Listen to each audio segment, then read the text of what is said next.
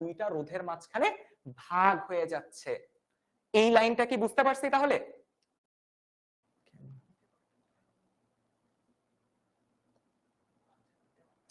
কি দেখায় দেখি এই বড় কিছু।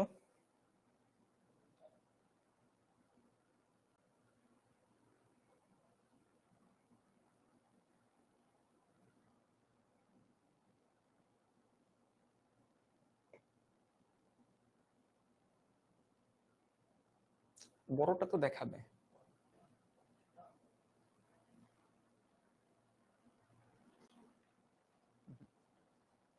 দাঁড়াও একটু অপেক্ষা করো, আমি ফোকাসটা করে নেই। ফোকাসটা না করলে দেখতে পারবা না, এই কারণে একটু জাস্ট অপেক্ষা করো। তারপর আমরা হচ্ছে ফর্মুলা দিয়ে যে জিনিসটা বের করলাম, আমরা সেই জিনিসটা একটু প্র্যাকটিক্যালি দেখব। ঠিক আছে, আমরা এই জিনিসটা একটু প্র্যাকটিক্যালি দেখার চেষ্টা করি। ঠিক আছে, ধরো আমার কাছে এই যে দুইটা রোধ আছে, আমরা একটু দেখব দুইটা রোধের মান কত। দেন আমরা আগে ফর্মুলা দিয়ে তুল্য রোধের মান বের করব, R1 দেন R2। ফর্মুলা দিয়ে আগে তুল্য রোধের মানটা বের করব, তারপরে হচ্ছে আমরা প্র্যাকটিক্যালি একটু দেখব।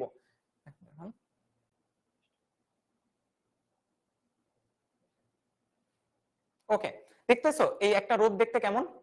ধরো এই হচ্ছে আমার কাছে একটা রোধ আছে, আমি আগে একটু পরিমাপ করি এই রোধের মানটা কত ওহম। আমি এই রোধের মানটাই পরিমাপ করব হচ্ছে এই যে এই যন্ত্রটা দিয়ে। ঠিক আছে, এটাকে আমরা বলি হচ্ছে মাল্টিমিটার। ঠিক আছে, এটা কিভাবে কাজ করে আমরা আরেকদিন বুঝবো। তাহলে সবাই একটু খেয়াল করে দেখো, ধরো আমি এই রোধটাকে কি করব, এই রোধটাকে আমি যখন এই মিটারের সাথে লাগাই, দাঁড়াও, আমি যখন এই রোধটাকে মিটারের সাথে লাগাই, দেখো এর সাথে যখন লাগাচ্ছি, দেখো তো একটা ভ্যালু দেখতে পাচ্ছ 4.60 দেখতে পাচ্ছ। তার মানে এই রোধের মান 4.60 ওহম। বুঝতে পারছি? এই ধরো একটা রোধ 4.60 ওহম, আমরা এটা একটু লিখে ফেলি। তার মানে আমার কাছে প্রথম একটা রোধ আছে, যেই রোধের মানটা কত ধরেই নিলাম, কিলো ওহম বাদ দাও, 4.60 ওহম। ঠিক আছে, 4.60। আমার কাছে ধরো আরেকটা রোধ আছে, আমি এই রোধটারও মানটা পরিমাপ করি, একটু দেখি এই রোধের মানটা কত আসে। ঠিক আছে, আমরা একইভাবে আরেকটা রোধের মান পরিমাপ করতেছি। খেয়াল করে দেখো, এই যে দেখো আরেকটা রোধের মান পরিমাপ করে কত পাচ্ছি, 9.77। তাহলে আসো এটা আমরা একটু লিখে ফেলি, আরো একটা রোধের মান কত পাইলাম, 9.77। তাহলে আমরা যদি তুল্য রোধের মানটা বের করি তাহলে কত আসবে, 4.60 প্লাস 9.77। তুমি এটা যদি যোগ করো তুমি কিন্তু ফর্মুলা দিয়ে একটা ভ্যালু পাবা, রাইট? তাহলে আমরা একটু যোগ করে একটু বলো তো যে ফর্মুলা দিয়ে ভ্যালুটা কত আসে। ঠিক আছে, লাগবে না। 4.60 প্লাস 9.77 তাহলে আসে কত, 14.37 ওহম। 14.37 ওহম। দেখো ভাইয়া, এটা আমরা কি দিয়ে ক্যালকুলেশন করলাম, ফর্মুলা দিয়ে ক্যালকুলেশন করলাম। এইবার আমাদের কাজ হচ্ছে এই দুইটা রোধ দিয়ে একটা শ্রেণী বর্তনী তৈরি করা। কি তৈরি করা, একটা শ্রেণী বর্তনী তৈরি করা। খেয়াল করে দেখো, এই যে দেখো দুইটা রোধের একটা করে আমরা প্রান্ত যুক্ত করে দিচ্ছি, দেখতে পাচ্ছ একটা শ্রেণী বর্তনী তৈরি করছি। দুই রোধের এক প্রান্ত মাত্র যুক্ত করছি, একটা শ্রেণী বর্তনী তৈরি করলাম। এইবার আমরা দেখি তো তুল্য রোধের মানটা কত আসে। ঠিক আছে, আমরা কিন্তু একটা শ্রেণী বর্তনী তৈরি করে ফেলছি, রাইট? আমরা একটা শ্রেণী বর্তনী তৈরি করছি। এখন আমরা যেটা করব সেটা হচ্ছে আমরা এই তুল্য রোধের মানটা পরিমাপ করে দেখি কত আসে। খেয়াল করে দেখো, একটু খেয়াল করে দেখো, এই যে আমার দুইটা রোধ এখন কিভাবে আছে, শ্রেণীতে। এইবার সবাই মানটার দিকে তাকায় দেখো, আমরা ফর্মুলা দিয়ে যে ভ্যালুটা পাইছি বলা যায় এক্সাক্ট সেম ভ্যালু কিন্তু আমরা এই যে দেখো পরিমাপ করেও পাচ্ছি। বুঝতে পারতেছো, এই যে দুইটা রোধ শ্রেণীতে যুক্ত, আর তুমি যখন এই ভ্যালুটা ক্যালকুলেশন করতেছো খেয়াল করে দেখো ভ্যালুটা কত আসে, 14.38। খেয়াল করে দেখো, এই যে এটা হচ্ছে আমরা সরাসরি আমাদের এই যে যন্ত্রটা দিয়ে পরিমাপ করলাম, দুইটা রোধকে শ্রেণীতে লাগায়। তাহলে খেয়াল করে দেখো আমরা কত মান পাইলাম, আমরা পাইলাম হচ্ছে 4.38 ওহম। এইটা হচ্ছে আমরা পাইছি ফর্মুলার সাহায্যে, আর এই ভ্যালুটা পাইছি কিন্তু আমরা এক্সপেরিমেন্ট করে। তার মানে বুঝতেছো, আমরা যে আলটিমেটলি যে ফর্মুলাটা বের করছি যে দুইটা রোধ যদি শ্রেণীতে থাকে, দুইটা রোধ যদি শ্রেণীতে থাকে, এদের তুল্য রোধের মান হবে কি সিম্পলি দুইটার যোগফল। এই একই জিনিস কিন্তু আমরা পাচ্ছি আমার এক্সপেরিমেন্ট থেকে। আমার এই যে যন্ত্রটা দিয়ে কিন্তু আমি পরিমাপ করে একই ভ্যালু পাইছি। চাইলে তোমরা একটু দেখি স্ক্রিনশট তুলে নিতে পারো, এইচডব্লিউ বা ক্লাস নোটের সাথে কিন্তু অবশ্যই সাবমিটও করে দিতে পারো। খেয়াল করে দেখো, আরেকবার দেখাচ্ছি যারা দেখো নাই।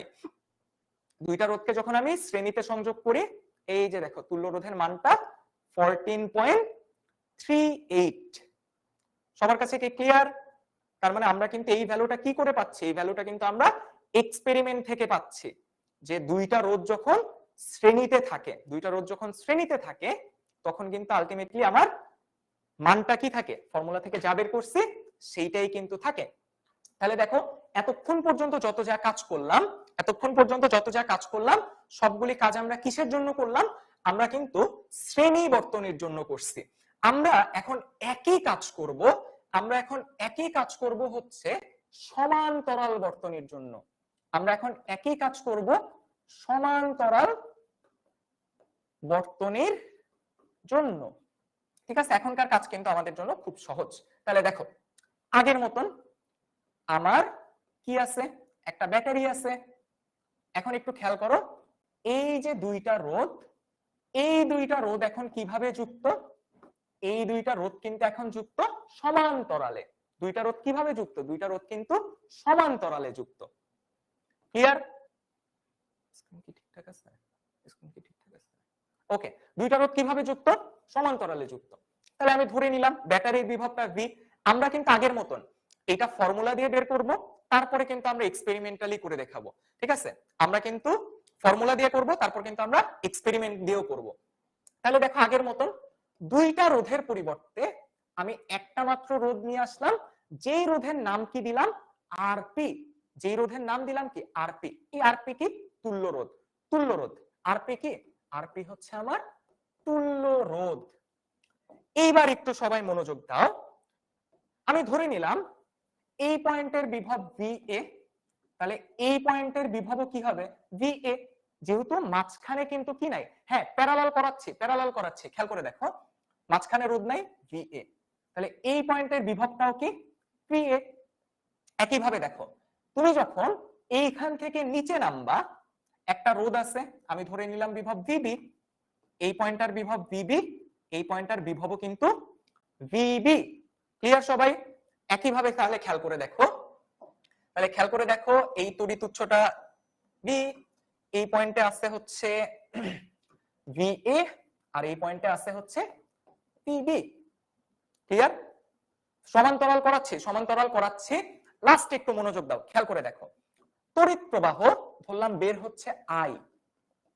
এই পয়েন্টে এসে এই দিকে তড়িৎ প্রবাহ গেল I1, আর এই দিক দিয়ে তড়িৎ প্রবাহ হচ্ছে I2।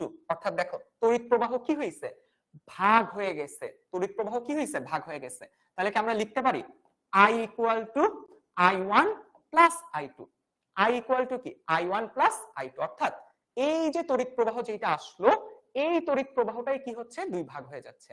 আরপি কেন? আমরা নাম দিছি P ফর প্যারালাল, এই কারণে তুল্য রোধের নাম আমরা দিছি আরপি। বুঝতে পারছি? তুল্য রোধের নাম দিছি আমরা আরপি, যে এই ক্ষেত্রে তুল্য রোধ আরপি। শ্রেণীর ক্ষেত্রে তুল্য রোধ ছিল কি আরএস, এই ক্ষেত্রে আমরা তুল্য রোধের নাম দিলাম আরপি। ওকে, এতটুকু পর্যন্ত আমরা করে ফেললাম। তাহলে একইভাবে খেয়াল করে দেখো আগের মতন এই R1 কিছু পরিমাণ বিভব নিবে, রাইট? R1 ধরে নিলাম V1 পরিমাণ বিভব নিচ্ছে। কতটুকু বিভব নিচ্ছে? V1। R2 কিছু পরিমাণ বিভব নিচ্ছে, সেই বিভবটা আমরা ধরে নিলাম V2। ওই যে আগের মতোই কতটুকু বিভব নিল? V2। আচ্ছা, এইবার তাহলে একটু খেয়াল করে দেখো আমরা এই V1 ইকুয়াল টু কি লিখতে পারি? VA minus VB। VA minus VB। V2 equal to আমরা কি লিখতে পারি? V2 ইকুয়াল টু লিখতে পারি VA minus VB, right? V2 equal to কি? VA minus VB। এটা তো বুঝতে পারছে কেন VA, এটাও VA, কারণ মাঝখানে কোনো রোধ নাই, একই বিভব, মাঝখানে কোনো রোধ নাই, একই বিভব। বাট এইখান থেকে এইখানে আসার সময় মাঝখানে রোধ আছে, অন্য বিভব। এইখান থেকে এইখানে আবার কোনো রোধ নাই, VB, এটাও হচ্ছে আমার VB। ওকে, সো এটা আমরা লিখলাম। এখন তোমাদের কাছে কোশ্চেন হচ্ছে, তাহলে এই V ইকুয়াল টু কি লিখতে পারি? এই V ইকুয়াল টু কিন্তু আমরা লিখতে পারি VA মাইনাস VB। তাহলে দেখো V1 V2 V, V1 V2 V প্রত্যেকের মানে কিন্তু সেম। তাহলে কি আমরা এটা লিখে দিতে পারি V1 equal to V2 equal to V? বলো তো এটা কি লিখতে পারি? বলো এইটা লিখতে পারি কিনা? আমরা ক্লাসটা এই টপিকটা পড়াই তারপরে শেষ করব। সবাই একটু মনোযোগ দাও, সবাই একটু মনোযোগ দাও, খেয়াল করে দেখো। তাহলে আমরা V1 equal to V2 equal to V আমরা লিখতে পারি। নাফিউ ইসলাম এবং যারা ছুটি ছুটি করতেছো, ঠিক আছে, এগুলি কিন্তু সরাসরি প্যারেন্টস এর কাছে কিন্তু জানাই দেওয়া হবে যে তোমরা কিন্তু ক্লাসে মনোযোগ না দিয়ে তোমরা কিন্তু ছুটি ছুটি করতে থাকো ক্লাসে।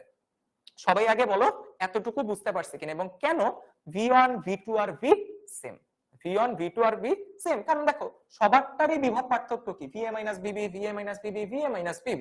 সো সবাই হচ্ছে V1 equal to V2 equal to V। এরপরে আসো, এরপরে আমরা ওহমের সূত্র থেকে কি জানি? ওহমের সূত্র থেকে আমরা জানি I equal to V by R। এটা আমরা ওহমের সূত্র থেকে জানি, I equal to V by R, এটা আমরা ওহমের সূত্র থেকে জানি। তাহলে I1 ইকুয়াল টু আমরা কি লিখব? V1 divided by R1। I1 equal to কি V1 ডিভাইডেড বাই R1। তাহলে I1 আর V1 এর মান আবার কত? V। তাহলে আমরা এটা লিখতে পারি V ডিভাইডেড বাই R1, এটা বের করে রাখলাম, রাইট? এটা বের করে রাখলাম। একই ভাবে I2 ইকুয়াল টু আমরা লিখতে পারি V2 ডিভাইডেড বাই R2, ওহমের সূত্র। V2 ডিভাইডেড বাই R2 ওহমের সূত্র। দেখো V2 এর মান কত? V2 এর মানও হচ্ছে V। So I2 equal to আমরা লিখতে পারি V divided by R2। Clear? I1 I2 এর মান বের করছি, সবাইকে বুঝতে পারছি? এটা I1 এবং I2 এর মান বের করছি। Clear? I1 equal to formula কি V1 divided by R1, R V1 এর মান কি? V1 এর মান হচ্ছে V। তারপর হচ্ছে V2 এর মান, V2 এর মান কি? V2 এর মানও হচ্ছে V। মানগুলি বসাই দিছি। ক্লিয়ার? ওকে, এইবার আসো, আমার এই প্রথম বর্তনীটা নিয়ে কাজ শেষ। প্রথম বর্তনী থেকে এতগুলি জিনিস বের করলাম। এবার আসো আমরা আমাদের এই দ্বিতীয় বর্তনীটা নিয়ে কাজ করি। দেখো দ্বিতীয় বর্তনীতে তোমরা বলো তো তড়িৎ প্রবাহ কত? I।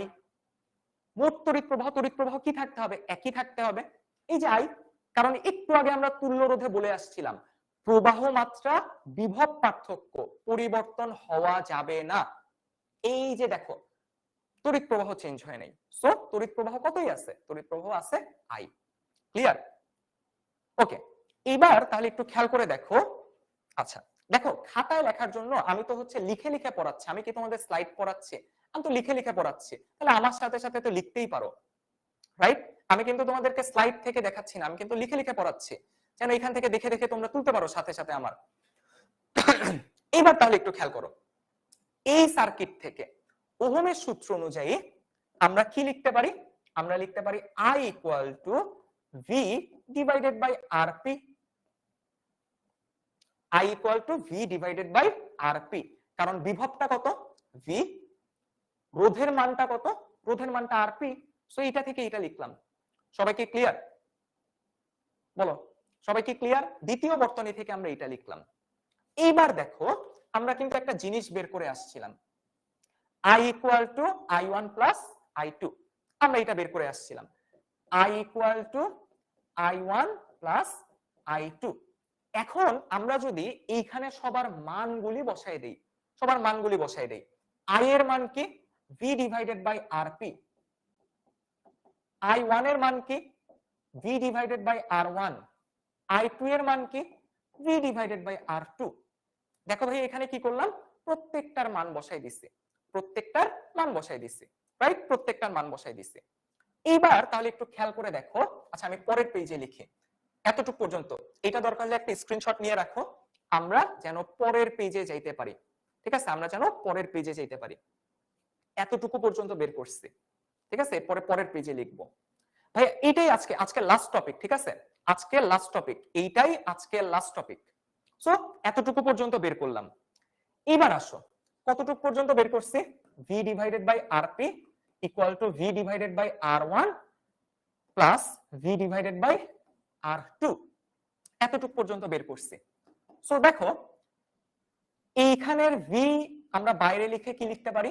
1 by R P equal two, দেখো তো এই দুই পাশ থেকে আমরা ভি কমন নিতে পারি, তাহলে কে থাকবে? 1 বাই আর1 প্লাস 1 বাই আর2 থাকলো, 1 বাই আর1 বাই 1 বাই আর2।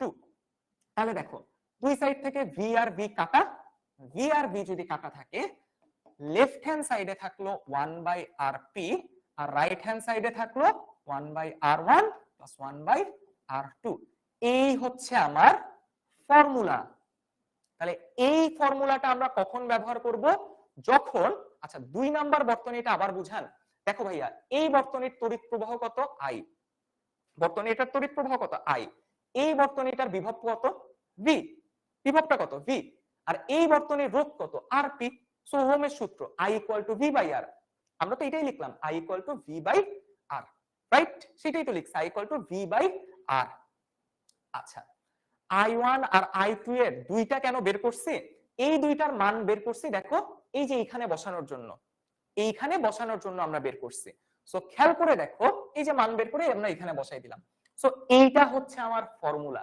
এইবার লাস্ট কাজ, শুধু ফর্মুলাটার একটা প্রক্রিয়া দেখবো আর এক্সপেরিমেন্টটা দেখে আমরা ক্লাসটা শেষ করব। তাহলে দেখো এই ফর্মুলাটা হচ্ছে সমান্তরাল বর্তনীর তুল্য রোধ বের করার ফর্মুলা। সমান্তরাল বর্তনীর তুল্য রোধ বের করার ফর্মুলা। আচ্ছা সাইড দিব? আচ্ছা নাও সাইড দিলাম, ঠিক আছে, এখান থেকে একটা স্ক্রিনশট তুলে নাও। এরপরে আসো এরপরের পেজ।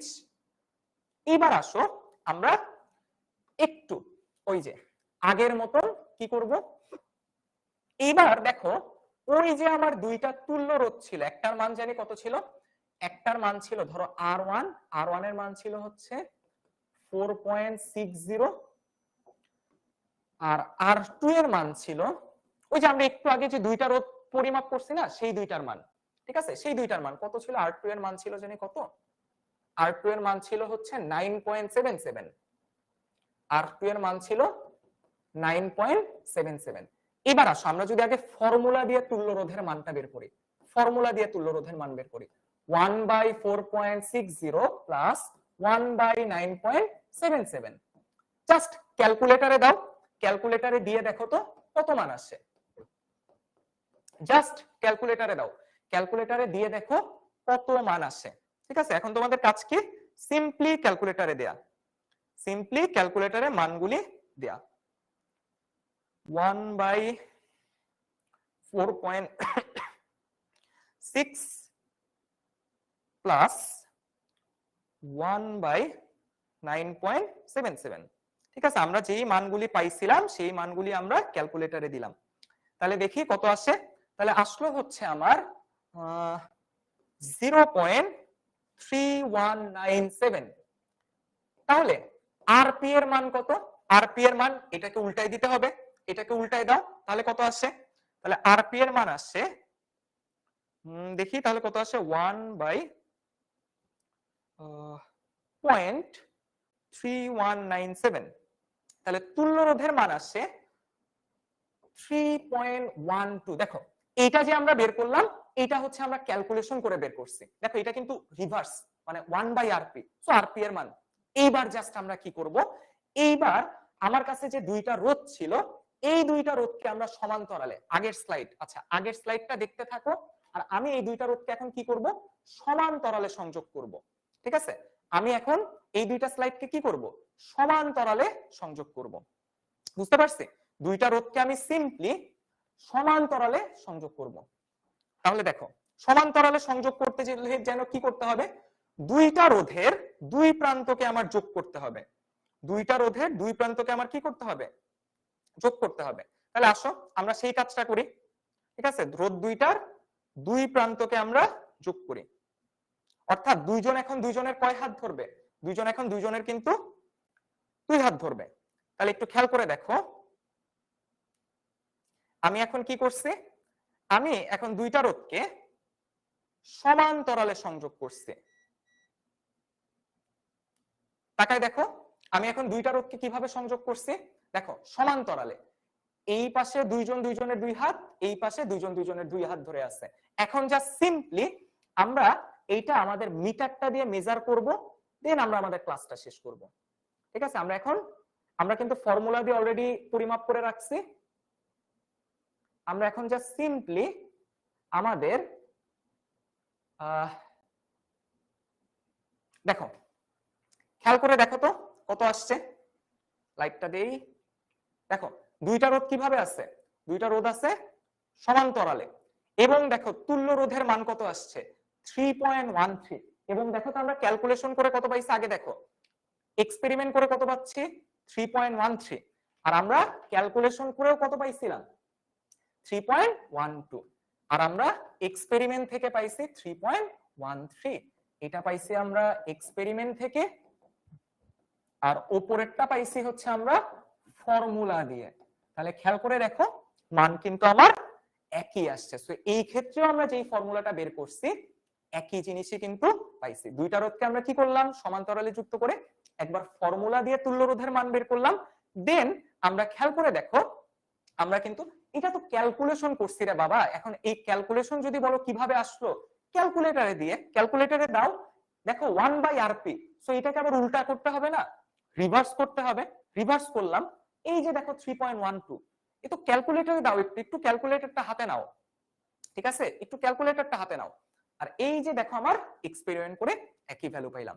সো আজকের ক্লাসটা আমাদের এই পর্যন্তই। তাহলে সবাই একটু ভালো থাকো, সুস্থ থাকো, ইনশাআল্লাহ পরবর্তী কোনো ক্লাসে আবার দেখা হবে।